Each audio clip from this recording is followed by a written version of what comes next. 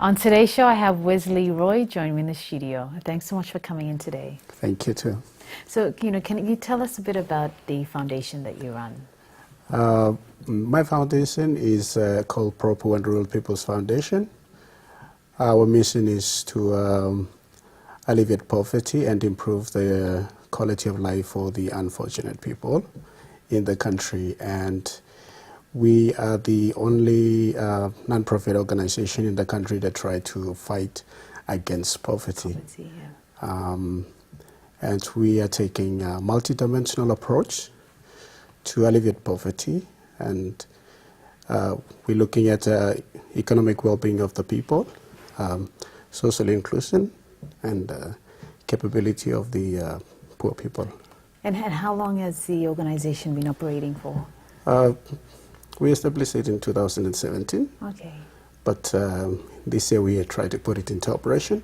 So we are putting the directors and program managers in place at the moment. Right. And what type of programs do you run in the communities? And whereabouts are you, is your footprint in PNG? Currently we're operating from home at Badeli. Actually, Calgary. Okay. Calgary comes into Badeli, so we are in there. And we have a poverty alleviation program, which is comprised of 13 mini projects, which during our launching we will put up all these 13 programs. And also we need sponsors from each of these 13 projects that we are about to deliver. Actually, we are working on the framework of it. Okay. And yeah. And your programs are just in Calgary, or are they in other parts of NCD or Central? Or? We want to do it as a pilot project in Port Moresby first, and then we will move up to other provinces. But Okay. This organization is not for one ethnic group, but it's for the country. Yeah. So we want to, because poverty is something that we are looking at country level, not in one certain area or one province. Great. And, what would you say the mission of the organization is? Our mission is to alleviate poverty and to improve the quality of life for the unfortunate people. So when we put everyone in the poverty categories, we see that 90% of our people are still trapped inside this poverty thing. So during our studies, we identified 13 poverty traps, and so we will be developing programs and projects to set those people who are trapped inside the poverty.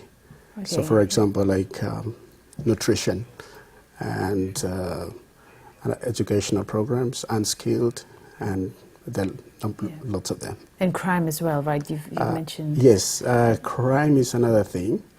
We have a sustainable crime prevention program coming up in August, which we are seeking sponsors from organization, government, and individuals. Once we secure a sponsor, and then we will be implementing that crime prevention program, which is, we have a hypothesis that we believe that poverty is the cause of all the crimes that are happening in the country.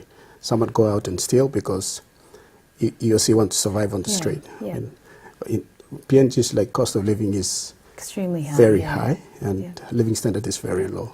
Minimum wage is also very low, so it adds. So people go out on the street committing crime because they want to survive in this kind of environment. So we want to see the correlation between poverty and crime. So we see crime, poverty is the main cause of crime and other social issues like violence against men and women.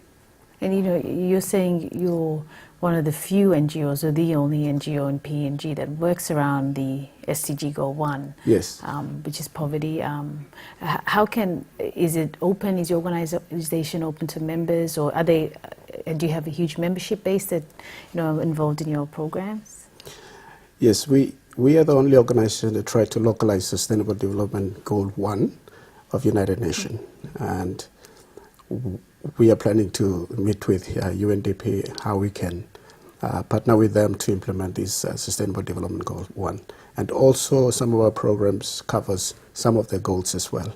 Okay. But number one is what our mission is as well. So we opened up the membership already, and we got about 400 plus subscribers to receive newsletters and things like that. And we got more than 20 executive members. Oh, great. And then also we got 14 directors, 3 based in overseas and the rest are in PNG. You know, I like that you said it's localizing the SDGs. Yes. Yeah, because I think to make sure that we achieve it is definitely to localize it and have ownership by the people. We want to, we are working from the ground level way with the people. And we live with the people. Some of them are our neighbors, our families, who are trapped in poverty. So when we try to localize it, the Sustainable Development Goal 1, it's because we want to make it in a PNG perspective. So PNG poverty is different from the poverty around the world. Yeah. So we want to, once we want to localize it, we know where we are going and who we want to help. Great. And you know, how can people, if they're watching and want to be part of your foundation, or how can they get in touch with you? We will provide contact details, phone numbers, and we are also on Facebook by the name of Pro-Poor and Rural People's Foundation. And also, I'm using my real name on Facebook as well, Roy Wesley, and all the contact details of the organizations are there. And we need supports we have the capacity to develop models, program, tools to alleviate poverty. We are approaching the socioeconomic tools. We can develop it. But our only setback is fundings becomes the barrier for us. In a country like PNG, this kind of funds are not available, though we want to do some very important thing for the people and for the country, and towards contributing towards the economy of the country as well. And our mission is also linked with Vision 2050, MTDC, and all these things, all the national policy goals and directives. And the funding is the only problem.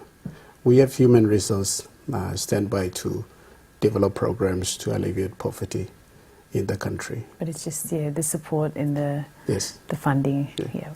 Well, it's been a pleasure having you on the show, and thank you for all the incredible work you're doing in the foundation. I wish you all the best. Thank you.